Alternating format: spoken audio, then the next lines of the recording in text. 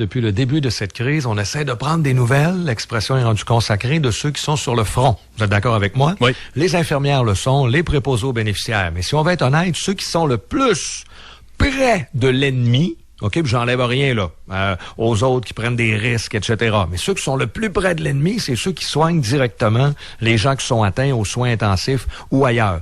Et comme souvent les complications sont pulmonaires, ce sont les pneumologues qui combattent l'ennemi de plus près. Donc, ça doit être eux qui le connaissent, entre guillemets, le mieux. Alors, on va prendre des nouvelles parce qu'on en apprend, c'est nouveau. On en apprend tous les jours, apparemment, sur comment ça se passe, est-ce que ça va bien, les traitements, la fameuse chloroquine avant de recevoir les 1000 textos. Puis, je dis pas ça en riant, je sais que ça vous intéresse. On va jaser de tout ça avec le pneumologue, le docteur Mathieu Simon. Il est ici à Québec, à l'Institut Cardio... Institut universitaire de cardiologie de Québec. J'ai failli dire l'hôpital Laval, mais je sais qu'il faut pas dire ça. Alors, merci Jean-Simon. Docteur Simon, bonjour. Bonjour, M. Bouchard, comment ça va? Très bien. Vous, comment ça va? Parlez-moi d'abord un peu, on voit les stats, nous autres, on se contente de voir le nombre d'hospitalisations puis de soins intensifs et on voit que là-dessus, ça semble se stabiliser puis il y a certaines bonnes nouvelles aux soins intensifs, il y a un petit peu moins de monde. Est-ce qu'effectivement, au niveau du combat, ça va un petit peu mieux? Bien oui, effectivement. Écoutez, au Québec en général, depuis les 5 à 6 derniers jours, on a atteint le plateau aux soins intensifs, c'est-à-dire on a à peu près entre 180 et 200 patients, ce qui est beaucoup en deçà de ce que les scénarios, même optimistes, avaient prévu. Donc le lissage, l'aplatissement de la courbe a bien fonctionné, puis ça a permis aux soins intensifs du Québec de servir la population comme il le devait, sans avoir des situations de catastrophe comme ce qui a été vu à New York, à Milan, puis dans d'autres pays. Alors, félicitations à tous les Québécois puis à tous vos auditeurs qui respectent les mesures d'évitement social et de confinement. C'est difficile, mais c'est beaucoup mieux d'être à la maison que d'être à l'hôpital à cette saison-ci, je vous garantis. Bon, ça, c'est le fun d'entendre. Merci beaucoup. Au départ, Dr Simon, on craignait de manquer notamment un peu de ventilateurs. Je sais qu'on surveillait ça, le nombre de ventilateurs au Québec. Puis à un moment donné, ils en ont parlé un peu moins. J'ai donc compris qu'il n'y avait pas de problème à ce niveau-là. On a tout ce qu'il faut pour soigner les gens malades.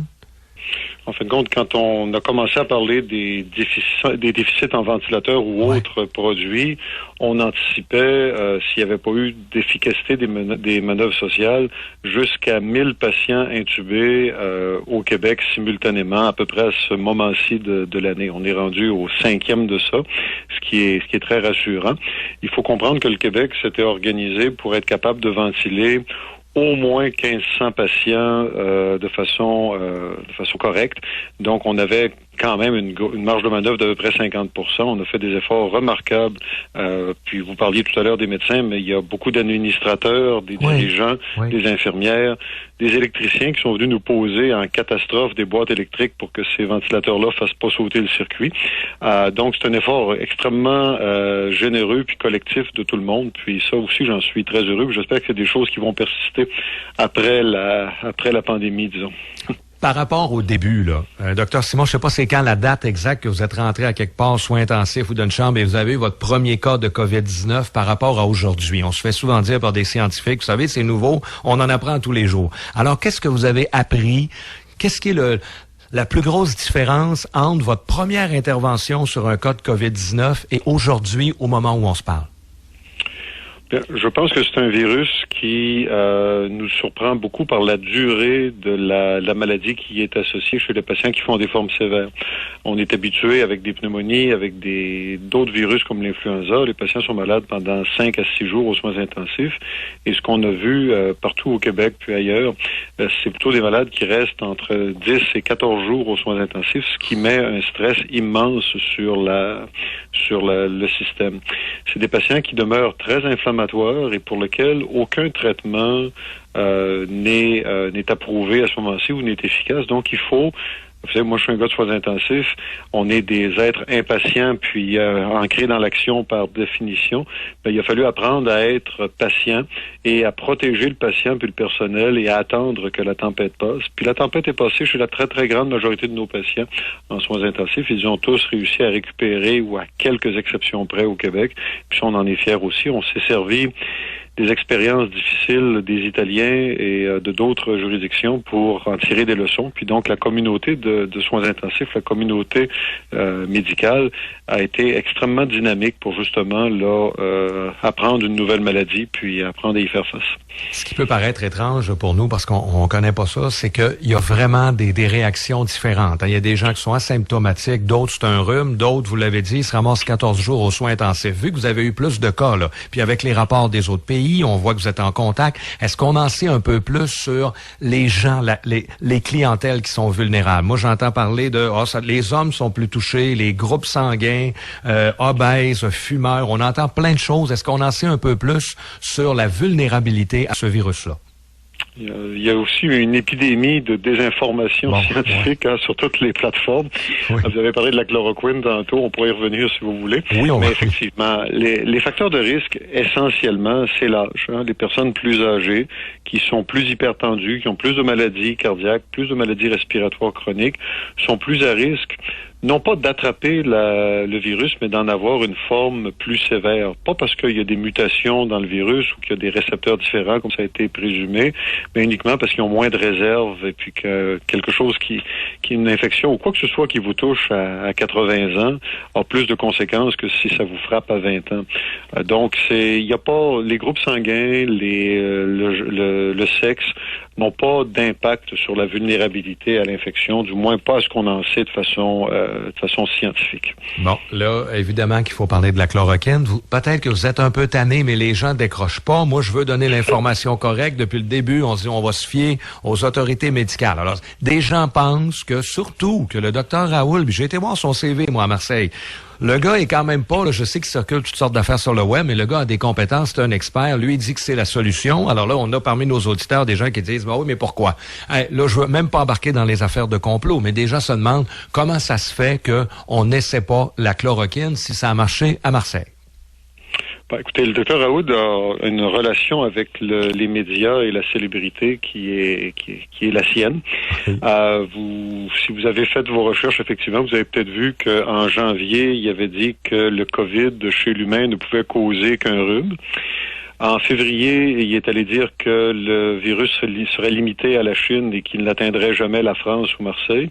Et donc, après ces deux affirmations qui, malheureusement, se sont pas vraiment confirmées, il est allé faire une étude sur 20 patients avec de la chloroquine pour voir s'ils étaient encore capables d'excréter le virus après quelques jours de chloroquine. Une étude, vous savez, quand on la fait, c'est sur 20 patients, c'est insuffisant pour tirer des conclusions. Puis c'est surtout insuffisant quand on le fait pas avec un groupe qui ne reçoit pas la chloroquine pour voir s'ils évoluent de la même façon. Parce que c'est une maladie nouvelle dont on connaît pas le cycle de vie, si vous voulez. Depuis que le Dr Raoul a présenté ses résultats sur le web, ni plus ni moins, ou dans les médias français, il y a plusieurs études qui ont montré aux États-Unis, en Chine et en Italie que la chloroquine n'était pas utile et que la chloroquine utilisée aux doses qui sont préconisées par le professeur Raoul génère des arythmies cardiaques qui peuvent être fatales. Alors, il y a des gens qui sont morts de s'être procuré de la chloroquine pour traiter ou pour prévenir l'apparition du virus. Puis ça, c'est inacceptable. La chloroquine est devenue, suite aux interventions médiatiques du professeur Raoul et suite aux informations un peu étranges que le président américain a également fait circuler, c'est la première fois que je voyais un médicament se faire une promotion par un président américain qui a aussi une notoriété pour dire la vérité, n'est-ce pas? Donc, les gens ont eu une espèce d'engouement social parce que, écoutez, on a l'impression qu'on peut rien faire contre le COVID. Donc, trouvons quelque chose qui est endossé par des gens qui, à défaut d'être sages, parlent beaucoup. Et c'est ce qui a déclenché une vraie folie, effectivement, face à la chloroquine, qui est tout sauf un médicament bénin. Il y a des études qui sont en train de se faire correctement pour la chloroquine, puis on va s'assurer qu'il n'y a pas un signal, mais on est loin d'être sûr que ce soit le médicament miracle. Il y a un autre médicament contre, vous avez peut-être vu dans les journaux, un médicament contre les poux et les puces et les vers du cœur du chien qui ont été testés.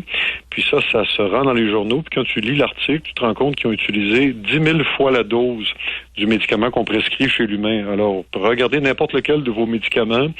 ou votre cave à vin, puis dites-vous que vous allez prendre 10 000 fois la dose que vous prenez usuellement de médicaments ou de vin, puis que vous allez vous en tirer correctement. Comme 20 000 Tylenol, mettons. Le Tylenol, vous n'avez pas besoin de prendre 10 000 fois la dose pour vous retrouver en insuffisance hépatique puis en mourir. Faites surtout pas ça.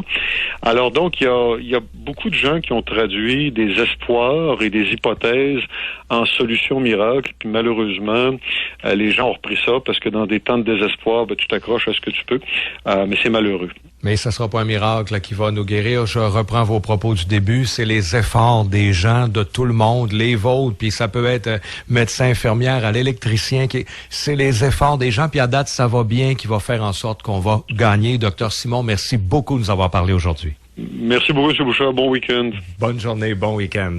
Le docteur Mathieu Simon, qui est pneumologue, peut pas être plus au front, là. C'est eux qui sont vraiment en contact avec l'ennemi. La première ligne, c'est eux. Le docteur Simon était modeste. Il dit, regarde, on n'est pas tout seul, là. Il y a des infirmières avec nous, il y a toutes sortes de spécialistes. Il a même parlé des électriciens qui viennent aider pour les ventilateurs. Puis, mais ça se passe bien. Moi, j'ai aimé au début qu'il a dit à nos auditeurs, bravo. À Québec, ça se passe relativement bien. Au Québec aussi, on a des problèmes dans les CHSLD, à Montréal un peu. Bon, mais c'est tel que tel. On va essayer de corriger ça. Mais il faut pas noircir tout le portrait. Faut pas que la situation dans les CHSLD, êtes-vous d'accord avec moi, noircisse tous les efforts des Québécois et Québécoises. On va pas mettre ça sous le tapis. Là, on va en parler. Si vous nous écoutez, on en parle en masse. Là. Moi, je veux pas dire, on n'en parle pas, on reste positif. Non. Mais je suis content d'entendre le docteur Simon dire on est en train c'est sous contrôle dans les hôpitaux, on est en train de diminuer le nombre de cas aux soins intensifs, il reste de la place, c'est pas hors contrôle. Moi, j'aime ça entendre ça. Ça fait du bien. Pour le reste, la chloroquine, si vous voulez encore débattre, là, regarde. OK. Ça commence à être difficile de débattre. Non, là. Regardez bien. Anyway, ils l'attestent correctement. Si jamais il y a quoi à faire, ils vont le faire. Mais pour l'instant, ça peut être dangereux. Et le docteur Raoul, on verra si sur la chloroquine, il y a raison ou tort, mais il n'y a pas toujours eu raison. Docteur Simon nous a dit que... Non, je savais pas, moi. Il s'est trompé une couple de fois, là. Ouais, c'est ça. Il est pas parfait, c'est pas Dieu, il y aura pas de miracle, mais anyway, on l'atteste, et on verra qu'est-ce que ça va donner. Mais je suis vraiment content d'avoir ces nouvelles-là du front. Puis tu sais, quand il est question de sauver des vies, Sylvain, je pense pas que les médecins ont de l'ego. Tu sais, on parlait à Jean-François Lisée, le pneumologue du CHUM, cette semaine, puis il disait, si j'étais convaincu que la chloroquine allait sauver mes patients, vous pouvez être certain que je leur donnerais. Tu sais, il n'y a pas d'ego de savoir qui a trouvé le remède quand il est question de sauver des vies, là. Non, exactement. Puis je pense qu'on agit correctement. Puis c'est pas Donald Trump, puis c'est pas l'autre qui va... La communauté scientifique va peut-être arriver. On jasait du vaccin, ça vous fait peut-être donner un peu quand on parle d'1 an, 2 ans. Mais tout le monde s'entend que le remède va arriver avant, en passant. Le remède, on est encore sur un horizon d'à peu près 6 mois, je pense, moi. Et nous, on va peut-être pouvoir en savoir un peu plus. On va jaser avec un pharmacien très célèbre, le pharmacien, dans quelques instants. Si vous avez des réactions, donc, au propos du Dr Simon, 25-226, en ce vendredi, début de week-end, avec du soleil, moi, je suis quand même content d'entendre ça. Les scénarios les plus pessimistes, on est quand même loin de ça. On avait prévu d'intuber 1000 Québécois. C'est ça que j'ai. Puis on est à peu près à 200. Ouais. Donc, on est au 1/5. Hey, bravo! Puis non seulement ça, Sylvain, ça fait 3 jours maintenant que ça baisse, les soins intensifs. Ça, c'est quelque chose. Là. Ça fait c'est la 3e journée de suite aujourd'hui où on a moins de gens aux soins intensifs. Ouais. Alors, il faut se méfier des... on les avait pas affirmés, mais on avait posé des questions sur les groupes sanguins, sur hommes ou femmes, concernant les facteurs de risque. Et tu vois qu'il y a des choses qui commencent à se préciser aussi. Pour terminer, là, le résumé de l'entrevue avec Dr Simon, il semble vraiment que ce soit des maladies chroniques. Il faut répéter que les personnes âgées vont pas l'attraper plus, le virus. Ils sont pas plus, comment je pourrais dire ça, vulnérables comme tels à l'attraper. Ouais. C'est une fois qu'ils l'ont, comme ils sont âgés, c'est pas en raison de leur âge comme tel, là. C'est le fait que souvent, quand t'es vieux, t'as d'autres maladies.